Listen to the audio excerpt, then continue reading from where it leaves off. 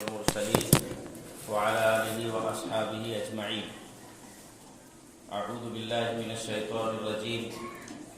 اقرأ باسم ربك الذي خلق خلق الإنسان من علق صدق الله العظيم.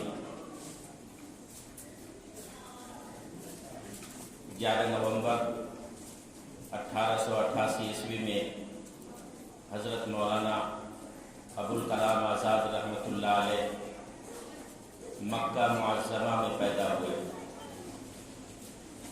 والد صاحب بنگال کے تھے، انڈین تھے، اور والدہ صاحبہ مکہ معظمہ کی تھی. 3 سال کی عمر میں والدین نے فیصلہ لیا کہ مجھے اب انڈیا جا کے ہی رہنا ہے، اور بنگال میں پلے بڑھے. 11 سال کی عمر میں ہی اللہ پاک نے ایسی صلاحیت دے دی تھی کہ اس صلاحیت کی وجہ سے البلاغ نامی پرچہ نکالنا شروع کر دیا. 6-7 سال کی عمر میں ہی تھے کہ انگریزوں سے ایسی نفرت ہو گئی تھی کہ ہر گلی کوچے میں کھیلتے ہوئے بھی بولتے تھے کہ یہ انگریز ہمارا نہیں ہے. تو ان کے جو استاد تھے انہوں نے ان سے معاہدہ کیا کہ یہ انگریز جب ہمارے ملک میں دوسرے ملکوں سے آ کر حکومت کر رہے ہیں تو اس کو بھگانا ہے، ہم سب کو آزاد ہونا ہے. تو 7 سال کی عمر میں ہی مولانا آزاد رحمۃ اللہ علیہ نے فرمایا تھا کہ میں خود آزاد نہیں، پورے ہندوستان کو آزاد کراؤں گا. تو حضرت الاستاد نے اسی وقت ان کا نام، ان کا تخلص آزاد رکھ دیا. یعنی 7 سال کی عمر میں ہی ایک بڑی سامراج طاقتور حکومت کو اکھاڑ کے پھینکنے کا عزم ایک 7 سال کا بچہ کیا تھا. اللہ تعالیٰ نے ان سے وہ کام بھی لیا اور اتنے عظیم رہنما بنے کہ ہندوستان میں اتنا تعلیم یافتہ مفکر، مدبر، مصنف اور اتنا بڑا اردو کا شاعر اب تک پیدا نہیں ہوا. علامہ اقبال رحمۃ اللہ علیہ نے بھی ان کو لوہا مانا تھا اور ایجوکیشن منسٹر بنائے گئے. ملک کی آزادی کے بعد گاندھی جی اور نہرو کے ساتھ مل جل کر کے ایسا کام کیا کہ سب کو کوئی نہ کوئی عہدہ لینا تھا. ان کو وہی عہدہ دیا گیا جو ان کی صلاحیت اور بے پناہ صلاحیت کے یہ مالک تھے. اور اللہ تبارک و تعالیٰ نے پھر ایجوکیشن کا، تعلیم کا ہندوستان میں ایسا سنہرا کام ان سے لیا کہ انہی کے بنائے ہوئے ITI اور دوسرے بڑے بڑے جتنے بھی فنی تعلیم ہے انہی کے زمانے میں یہ رواج پائے اور اللہ کے فضل و کرم سے ہندوستان اوپر ہو گیا. انہی کے بنائے ہوئے اس تعلیمی ادارے سے عبدالکلام کو اللہ تعالیٰ نے انڈیا میں ایک بڑے سائنسداں کے طور پہ پیدا کیا جس کے میزائل نے ہندوستان کو پوری دنیا میں چمکایا. 6-7 جو بڑے پیمانے کے ملک ہیں اس ملک میں ہندوستان کا بھی نام شمار ہوتا ہے اور یہ سمرا جاتا ہے عبدالکلام کو اور ابوالکلام صاحب رحمۃ اللہ علیہ کو. ابوالکلام صاحب رحمۃ اللہ علیہ کی جو صلاحیت بچپنے میں آئی تھی یہ استاد سے کم ان کی ماں سے زیادہ یہ صلاحیت آئی تھی. چونکہ ماں بھی ایک بڑے عالم کی بیٹی تھی اور مکہ مکرمہ میں وہ پیدا ہوئی تھی اور وہیں پلی بڑھی تھی، لہذا 6-7 سال کی عمر میں ہی ان کو عربی زبان پہ عبور حاصل ہو گیا تھا اور پھر باپ کے طرف سے اردو زبان میں ان کو عبور حاصل ہوا اور پھر انگلش بھی اللہ تبارک و تعالیٰ نے ان کے ذہن میں کوٹ کوٹ کے بھر دیا. کئی زبانوں پہ ان کو ملکہ حاصل تھا اور اسی زبانوں کی ملکگی کی وجہ سے اللہ تبارک و تعالیٰ نے ہندوستان میں ایجوکیشن کا، تعلیم کا وہ کام لیا جو کام کسی دوسروں کے بل کا بھی نہیں، بس کا بھی نہیں ہے. اللہ تبارک و تعالیٰ نے ان کی ماں کی صلاحیت کی وجہ سے، محنت کی وجہ سے بچپنے میں وہ صلاحیت عطا فرما دی جو صلاحیت اتنی کم عمری میں کسی کو نہیں ملتی. 11 سال کی عمر میں جب ایک پرچے کے اوپر پابندی انگریز نے لگا دی تو پھر دوسرا پرچہ الہلال کے نام سے انہوں نے نکالنا شروع کر دیا. جب اس کے اوپر بھی پابندی انگریزوں نے لگا دی تو پھر تیسرا رسالہ نکالنا شروع کر دیا. پھر اخبار نکالے اور پھر ترجمان القرآن کے نام سے تفسیر میں ایک معتبر اور بڑی ہی معزز کتاب لکھی گئی. یہ سب صلاحیت صرف ماں کی وجہ سے آئی. آج ہمارا معاشرہ بیٹیوں کو پڑھانے کے لیے بہت پیچھے ہے. یہ اللہ کا بڑا کرم، اس کا احسان ہے کہ اللہ تبارک و تعالیٰ نے اس ادارے کو وجود بخشا، جس ادارے کی وجہ سے آج علاقے میں مسلمان بیٹیوں کو پڑھانے کی طرف متوجہ ہو رہے ہیں.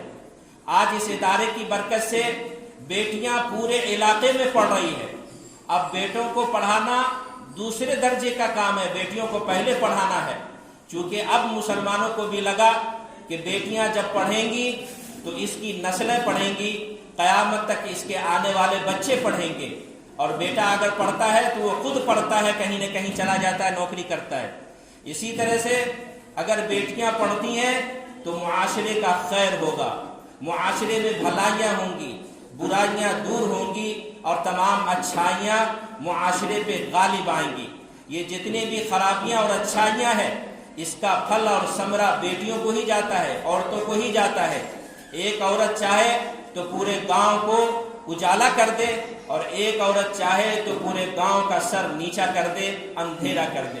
عورتیں اور بیٹیاں بڑی قیمتی چیز ہیں اس دھرتی کے اوپر، اس لیے ان بیٹیوں کو پڑھانا بہت ضروری ہے.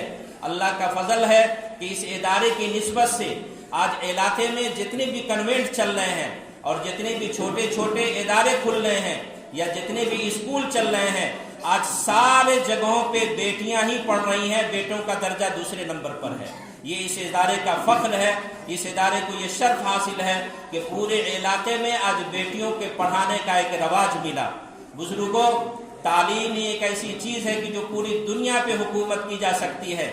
جب 1948 میں یہود کو تمام جگہوں سے کھدیڑ کر فلسطین میں تھوڑی سی جگہ دے دی گئی تو یہودیوں نے اربوں ڈالر جمع کیا اور اپنے سینا چیف کے پاس گئے اور کہا کہ ہم ایک ایسا سینا گاہ بنانا چاہتے ہیں جس سینا گاہ کا کوئی ثانی دنیا میں نہیں ہوگا اور لوگ اس کی زیارت کرنے کے لیے دور دور سے آئیں گے.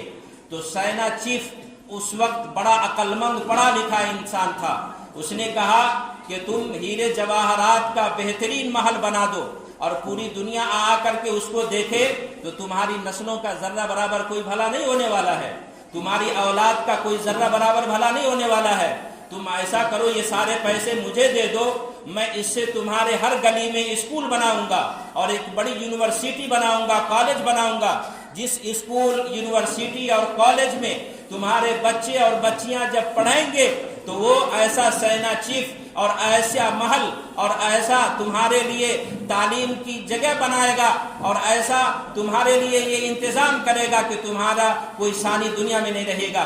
اس ایک آدمی کی بصیرت تھی، اس ایک آدمی کی سوچ اور اس کی فکر تھی. سبوں نے ان کو پیسہ دے دیا اور انہوں نے گلی گلی میں اسرائیل میں اسکول قائم کیا. آج ہر 10 گھر پہ ایک اسکول ہے، اسرائیل کی ہر گلی میں ایک اسکول ہے اور 99% وہاں تعلیم ہے. کوئی بچہ ایسا نہیں ہے کہ وہاں کا نہیں پڑھ رہا ہو. اس کی بنسبت ہمارے علاقے میں، ہمارے گاؤں میں، ہمارے صوبہ میں، ہمارے شہروں میں، ہمارے گاؤں میں، ہمارے ملک میں مسلمان بیدار تو ہے مگر مسجد اچھی ہونی چاہیے. مسلمان بیدار تو ہے، مکان اچھا ہونا چاہیے، مسلمانوں کا کھانا اچھا ہونا چاہیے، مسلمانوں کا پہننا اچھا ہونا چاہیے، مسلمانوں کی زمین اچھی ہونی چاہیے، وہ بڑی پراپرٹی کا مالک ہونا چاہیے. ساری چیزوں پہ توجہ دی جاتی ہے مگر افسوس کی بات یہ ہے کہ اسکول کے قائم کرنے کے اوپر کسی بھی صاحب کا ذہن جلدی نہیں جاتا ہے. ہر گاؤں میں ایک نہیں 10 اسکول ہونے چاہیے، ایک مدرسہ نہیں 10 مدرسہ ہونا چاہیے. ہر 200-400 بچہ بچی کے اوپر ایک اسکول کا قائم ہونا ہمارے علاقے کے فلاح کے لیے بہار کی ترقی کے لیے، ہندوستان کی تعلی کے لیے بہت ہی ضروری چیز ہے۔ آج ہمارا معاشرہ جو دن بدن پیچھے جا رہا ہے اور دن بدن جو ہم نقصان اٹھاتے جا رہے ہیں، اس کی خاص وجہ یہ ہے کہ ہم تعلیم پہ اتنی توجہ نہیں دیتے جتنی توجہ ہم مسجد بنانے میں دیتے ہیں، جتنی توجہ ہم اپنے گھر مکان بنانے میں دیتے ہیں، جتنی توجہ ہم اپنی پڑوپٹی کو اوپر اٹھانے میں دیتے ہیں۔ آج مسلمانوں کو چاہیے کہ وہ مسجد بعد میں بنائے، مسجد کچی رہے یا پکی رہے، سجدہ کریں گے تو ثواب ملے گا۔ مسجد عالیشان بنائیں گے، اللہ کے ہاں کوئی سرخروئی حاصل نہیں ہوگی۔ مسجد 14 منزلہ کا بنا دیں، سنگ مرمر کا بنا دیں، ہیرے جواہرات کا مسجد بنا دیں، مگر اس مسجد میں اگر نمازی نماز نہیں پڑھے گا، اس مسجد سے ذرہ برابر کسی مسلمان کو کوئی فائدہ ہونے والا نہیں ہے۔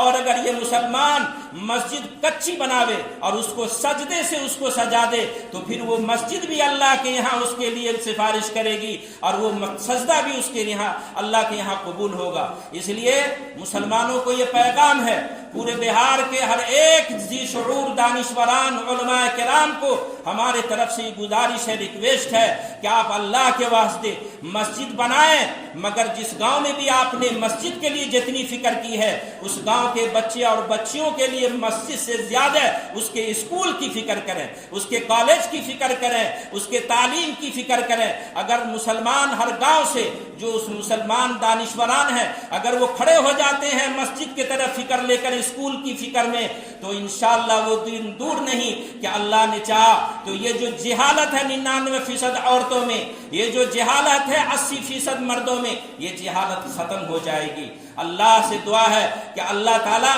ہر علاقے میں مولانا ابوالکلام آزاد پیدا فرمائے، اللہ تعالیٰ ہر ایک علاقے میں عبدالکلام جیسا سائنسداں پیدا فرمائے، اللہ تعالیٰ ہر ایک علاقے میں شیخ الہند جیسا دل والا عالم پیدا فرمائے۔ انشاءاللہ ہمارا بہار بہت آگے بڑھ جائے گا۔ اللہ تعالیٰ ہمیں اس میں عمل و عمل کی توفیق عطا فرمائے۔